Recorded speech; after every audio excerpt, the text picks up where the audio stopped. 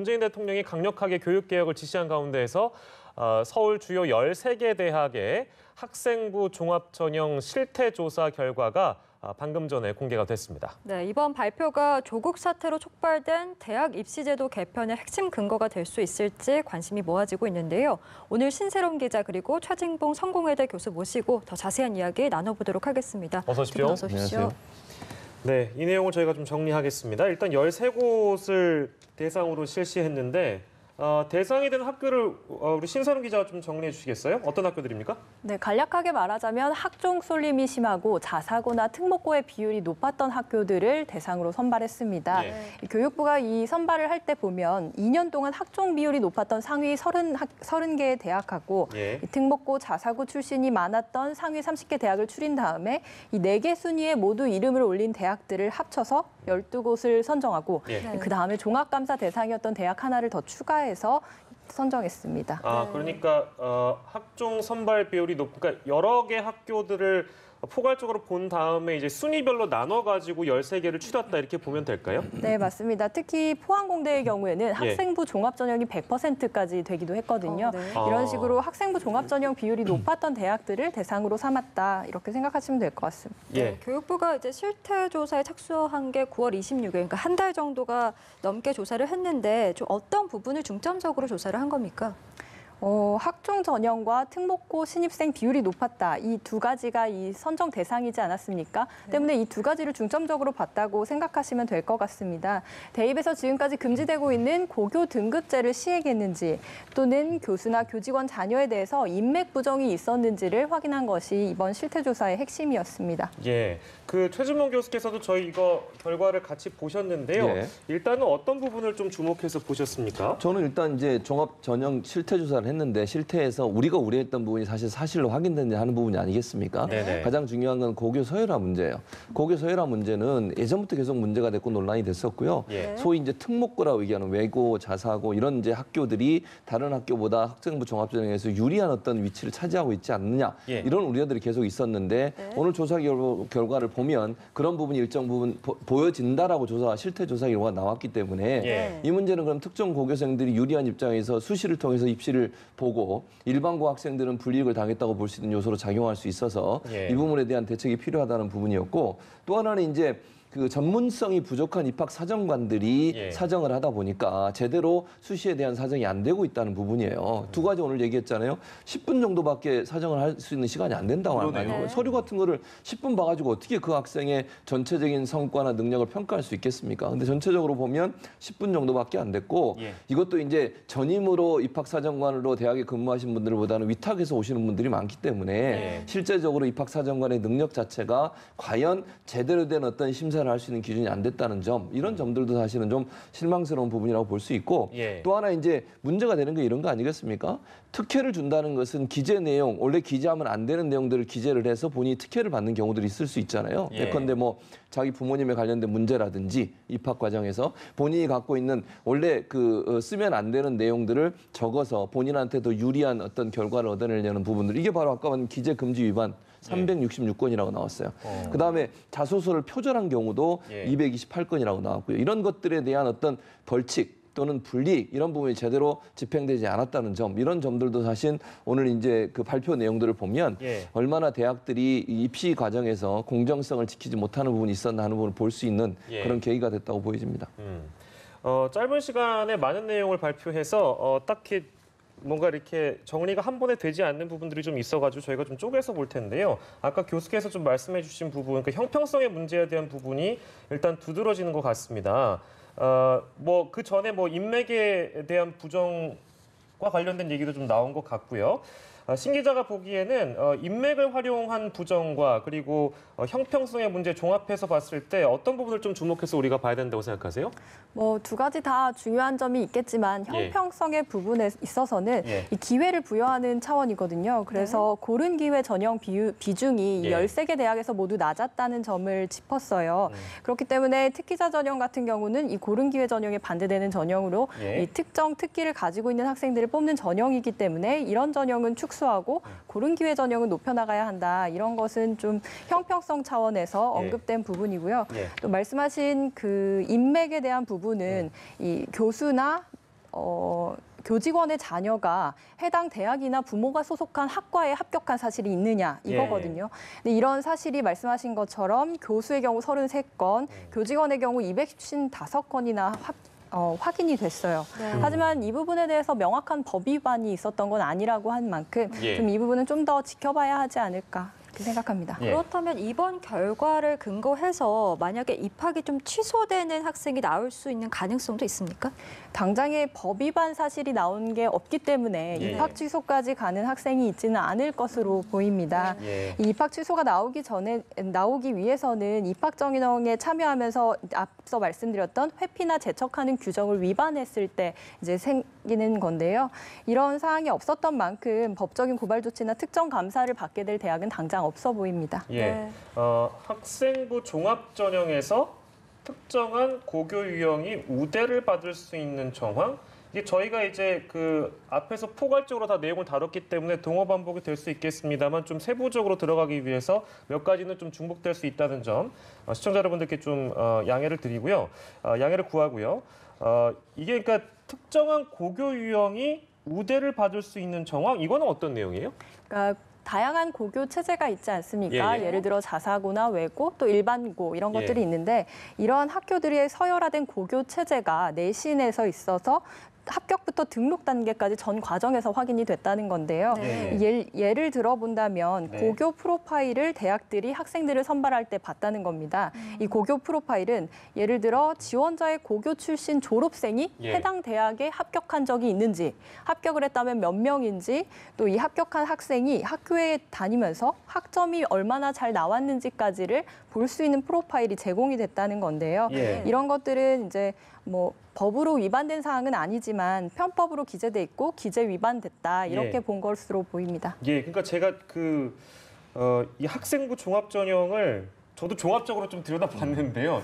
전 수능 세대입니다. 그래서 이 내용이 아마 보시는 시청자 여러분들께 좀 어려울까봐 제가 쉽게 좀 다시 최진봉 교수께 여쭤보면 지금 이제 신서름 기자가 얘기를 해준 부분은 일전에 그러니까 자사고나 외고 출신 합격자가 있었다면 그런 프로파일들을 대학이 어느 정도 정리해둔 채 만약에 이제 어떤 학생이 지원을 하면 예전에 자사고 외고 어떤 합격자가 있었네 이런 것도 그 선발의 점수가 반영됐다 뭐 이런 얘기인 건가요? 그러니까 이런 거죠. 사실은 그러니까 서류 전형할 때도 그렇고 면접할 때도 그렇고요. 그런 네. 프로파일을 보게 되면 선입견이 생겨요. 네. 예를 들면 A라는 어떤 특목고에서 졸업한 학생이 우리 학교에 몇 명이 들어왔고 현재 네. 재학을 하고 있으면 그 사람들의 성과를 어떻게 내고 학점은 어느 정도 평균이 나오고 예, 예. 그리고 나가서 어떤 일을 하고 이런 부분들을 만약에 서열화해서 만들어 놨다고 생각을 해보세요. 네. 그럼 선입견이 생기는 거 아니겠습니까? 네. 예를 들면 그 학생이 어느 학교 졸업생이라는 것을 알고서 하는 것도 선입견이 생기는데 네. 예를 들면 그 학교 출신 학생이 우리 학교 와서 어떤 퍼포먼스를 보여줬다, 어떤 성과를 보여줬다라는 게 선입견이 생기면 예. 그 학생의 출신 학교만 보고 평가를 그래요? 하게 되는 거잖아요.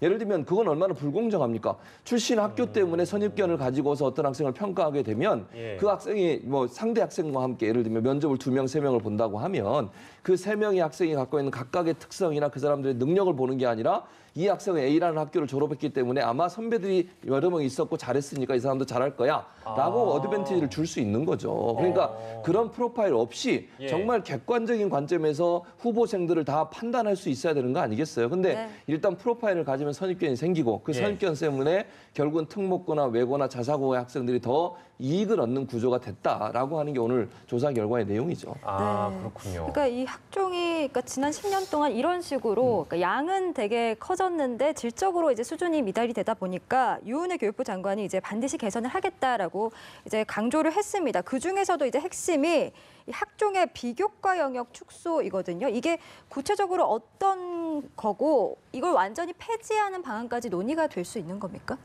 그 비교과 영역이라고 하면 4가지를 가장 많이 꼽는데요. 자기소개서와 뭐 자기소개서 내에 들어가는 뭐 자율활동, 동아리 활동, 봉사활동, 그런 진로 활동이 대표적으로 꼽힙니다. 그런데 오늘 나온 실태조사 결과를 보면 자기소개서와 추천서 상의 기재금지 위반과 표절 문제는 지적이 됐는데 네. 이 비교과 영역의 4가지 영역에 대한 지적이 딱히 눈에 드러나게 나오진 않았더라고요. 네. 그렇기 때문에 일단 이뤄질 수 있는 학종 그 개편에 대해서 본다면 자기소개서 문제가 가장 많이 떠오르지 않을까 이렇게 생각이 듭니다. 자기소개서에 대한 부분을 말씀을 해주셨고 좋습니다. 자, 학종조사단은 일단 구성이 어떻게 이루어졌는지 저희가 좀 정리를 하겠습니다. 신 기자. 네, 24명으로 이뤄져 있는데요. 예. 교육부가 중심입니다. 교육부에 대입 업무를 경험했던 사람 9명에 더해서 대입 전문가나 시민 감사관들 15명이 합쳐서 24명이 이번 실태조사에 투입됐습니다. 24명이 투입됐고요. 교육부, 대학, 전문가 이렇게 구성이 됐다고 합니다. 근데 이제 이게 오늘 나온 메시지는 그러니까 학종제도의 개선이 필요하다 이런 부분이라서 문재인 대통령의 지시 이후에 교육부가 이런 발표를 하게 되면 이제 추가적으로 차후에 그러니까 예를 들면은 우리가 뭐 자사고 뭐 폐지, 외고 폐지 이런 얘기 나오잖아요. 네. 그렇게까지 나아갈 거라고 전망하세요. 어떻습니까? 뭐 그렇게 될 가능성이 있다고 보여져요. 그러면 근거 자료로 활용될 수 있죠. 오늘 평가 내용을 보면 네. 뭐 이제 비교과 얘기도 아까 신 기자님 말씀하셨는데 비교과 같은 경우에는 이런 거잖아요. 지금 조국 전 장관 사태 관련해서 논란이 됐던 게 뭡니까? 소위 이제 부모의 어떤 경쟁력이나 부모가 어떤 위치에 있느냐에 따라서 여러 가지 스펙을 쌓을 수 있는 기회를 많이 갖게 된다는 논란이 있었잖아요. 우리 사회가. 그런 부분이 비교과에 다 포함되는 거예요. 예를 들면 뭐 봉사활동, 자율활동 이런 것들이 부모가 있는 대학에서 인턴을 하게 된다거나 예컨대 또는 뭐 학교 같은 경우는 학부모들의 어떤 연관성을 연결을 해줘서 서로가 서로의 자녀들을 데려다가 인턴을 시켜준다거나 그럼 그런 기회를 못 갖는 학생들은 또 어떻게 하냐는 거죠. 예. 그러니까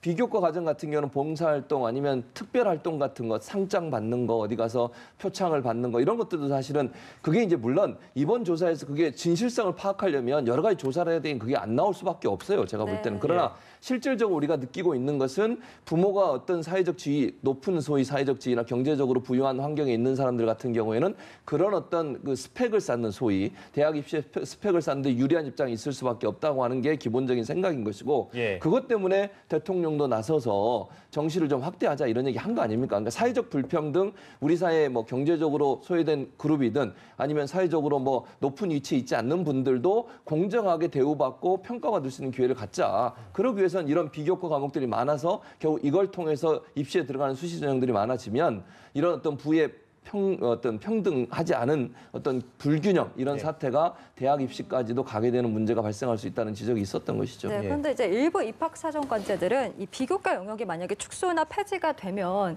그러니까 이게 학생의 전공 적합성을 판단하기 위한 부분이었잖아요. 이게 없어지면 사실 학종의 의미가 없다 이렇게 얘기를 하고 있거든요. 그렇게 얘기하고 그렇다면 있죠. 이제 정부의 정시 확대 방침에 어떻게 보면 맞닿아 있다. 그러니까 학종을 폐지하는 그런 방향으로 가는 거라고 볼 수 있을까요? 그렇게 보여지는데, 근데 이제 이것도 논란은 있어요. 사실 학종을 완전히 폐지하는 것이 그런 바람직하지 않은 문제에서는 논란이 있다고 저는 보여요. 정시를 확대하는 건 맞아요. 예컨대 지금 학종이나 수시, 뭐 학종이 아니라 수시로 입학하는 비율을 보면요, 많게는 서울에 있는 주요 대학들, 서울대는 80%까지 되고요, 고려대는 60%, 연세대도 50% 이상입니다. 그러면 50%에서 7, 80%까지 수시로 다 사람들을 모집을 해, 학생들을. 수시에 많이 들어가는 게 학종과 관련된 건 아니면 서류 전형으로 하는 거 아니겠습니까? 면접과.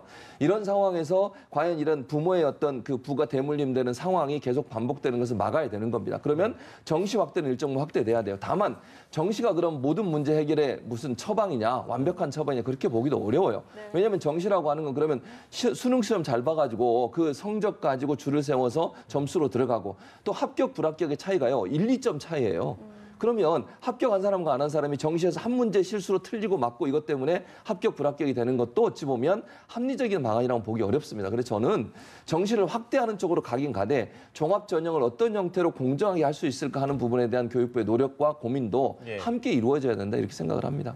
전망을 저희가 좀 해봤습니다.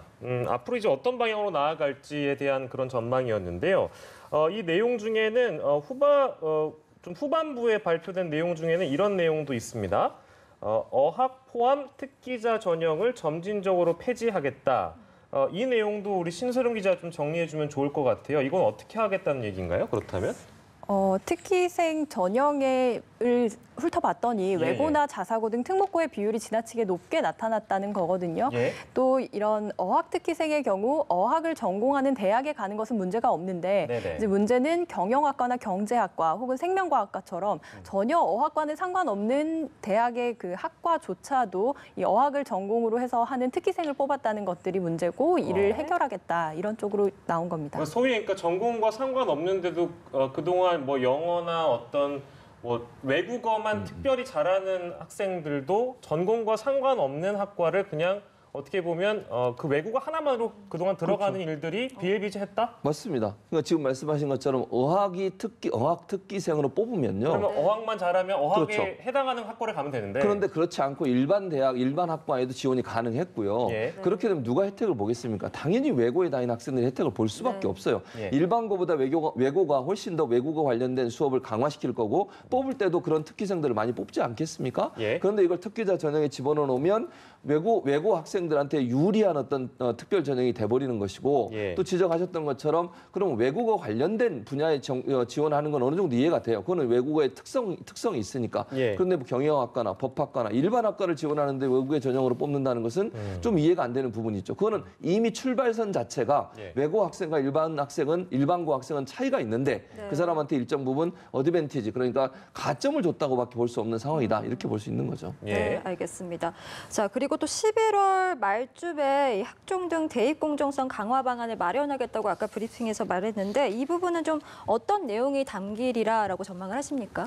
가장 관심이 많은 정시 상향 비율이 나오지 않을까 네. 이렇게 다들 예측을 하고 있는데요. 예. 오늘 실태조사 결과와 더불어서 고교설화 해소 방안을 발표한 뒤에 이달 셋째 주쯤에 정부가 이제 대입 개편에 대해서 전반적으로 또 최종으로 발표를 하겠다고 했는데요. 예. 이 여기선 정시 확대 언급이 되었던 만큼 이 정시 확대가 얼마만큼 어느 대학에 한정해서 시기가 언제인지 이런 부분들이 모두 종합적으로 나올 것으로 보입니다. 예. 근데 이게 사실은 기존의 대통령의 지시 이후에 굉장히 많은 토론이 미디어에서 있었거든요. 그러니까 학생부 종합전형을 찬성하는 현지 교사분들도 많이 계셨고 그리고 이 부분은 어찌됐든 실태 조사를 해보니까 여러 가지 측면에서 개선될 필요가 있다라는 점에는 공감하지만 그렇다고 아예 학생부 종합전형을 다 폐지한다든지 뭐 그런 거에 대해서는 여전히 이견이 있기 때문에 이 접점을 어떻게 찾아가는 게 굉장히 중요해 보입니다. 그렇습니다. 지금 지적하신 것처럼 학생부 종합전형이 제대로만 시행되면 긍정적인 부분도 많아요. 예. 무슨 말이냐면 단순히 시험 점수 높은 사람만 뽑는 게 아니라 다양한 창의적인 생각과 노력들을 예를 들면 미국 같은 경우 그렇게 뽑잖아요. 물론 SAT라고 하는 우리나라 수능과 같은 시험도 보지만 그것만 가지고 평가하지 않거든요. 예. 입학사정관들이 그 학생이 고등학교 때, 중학교 때 어떤 역할을 했고 어떤 활동을 했고 리더십은 어느 정도 있고 문제 해결 능력은 어느 정도 있는 이런 부분들을 종합적으로 평가해서 학생을 선발하거든요. 예. 그러니까 참고 자료로 SAT 성적도 보지만 그 말은 수능 성적도 참고 자료로 보지만 예. 그것만 가지고 뽑는 게 아니라 그 학생의 발전 가능성이라든지 또는 그 학생이 어떤 특정 분야에 특별한 능력을 갖고 있다면 그 부분을 활성화시켜 줄 수 있는 대학 교육의 시스템에 들어오게 만들어 주는 거라든지. 그래서 저는 정시를 확대하는 방향은 맞다. 제가 아까도 말씀드렸지만 그러나 예, 예. 학생부 종합전형 자체를 완전히 폐지하는 것보다는 지금 이런 여러 가지 나온 문제점들을 보완할 수 있는 제도를 만들어야 한다고 생각을 합니다. 예. 이런 제도들을 어떻게 잘 만들어서 공정하게 심사를 할 수 있는 구조를 만들 거냐 하는 부분이 이제 정부가 풀어야 될 문제고 예. 교육부가 앞으로 그 문제를 연말까지 잘 풀어서 우리가 누가 봐도 공정한 상태에서 내 자녀가 대학 입시에 어떤 심사를 받고 있구나 하는 그런 믿음이 가도록 만들어줘야 돼요. 그래서 네. 저는 학생부 종합전형과 정시를 균형감 있게 하되 예. 학생부 종합전형이 지금 여러 가지 논란과 문제를 일으키고 있으니 그 부분에 대해 어떤 방식으로 시스템을 개선할지 하는 부분 이런 부분들이 교육부가 고민해야 할 지점이다 이런 생각이 듭니다. 네, 예. 그러니까 학종과 정시를 균형 있게 가지고 가야 된다라고 짚어주셨는데 사실 이게 조국 전 장관 자녀 특혜 의혹에서 불거져서 문재인 대통령이 이제 강력한 교육개혁 의지를 말했고 지금 불과 2달 사이에 지금 정책 변화가 굉장히 숨가쁘게 변해 왔습니다. 일각에서는 이렇게 교육 정책이 바뀌는 것에 대해서 그래도 교육 정책만큼은 좀 장기화된 비전으로 갖고 가야 되지 않느냐 이런 비판의 우려도 있거든요. 어떻게 보십니까? 물론입니다. 이게 사실 처음 입시 공정성 문제가 나왔을 때만 해도 유은혜 사회부총리는 정시, 수시 비율 조정을 가지고 공정성을 말하는 것은 아니다 이렇게 선을 긋기도 했는데요. 네. 그 직후에 또 문재인 대통령의 발언이 있었고 그 후에 이제 교육 공정성을 높이기 위해서 또 어떻게 변해야 되는지에 대한 논란들이 많이 이어져 온 것은 사실입니다. 그 때문에 국가교육회의의 역할에 대해서도 또 말하게 되는데요. 이 국가교육회의라는 역할은 정권이나 정파에 흔들리지 않고 중장기적인 시각을 가지고 교육에 대한 목표를 세우고 안정적인 교육 정책을 추진할 수 있도록 마련된 곳인데 예. 이곳의 역할이 잘 드러나지 않고 이제 정권에 따라서 혹은 언급에 따라서 그때그때 좀 바뀌는 부분에 대해서는 많은 분들이 지적하고 있는 상황입니다. 예, 학종 실태 조사 발표를 저희가 듣고 이 내용을 좀 종합적으로 정리해봤고요. 지금 오늘 이 발표 이후에 이제 과연 어떠한 변화들이 또 찾아올 것인지에 대해서도 좀 추이를 지켜봐야 되는 상황입니다. 이슈 큐브에서는요, 전문가의 한마디로 듣는 한 줄 참견 시간이 매일 마련돼 있는데요. 오늘은 최진봉 교수께서 한 줄 참견해 주시겠습니다. 예. 제가 오늘 한 줄 참견을 가져온 단어는요. 예. 일어탁수입니다. 네. 뭐 쉬운 말인데요. 많이 들어보셨을 거예요. 예. 한 마리 물고기가 물을 전체를 흐린다. 이런 얘기입니다.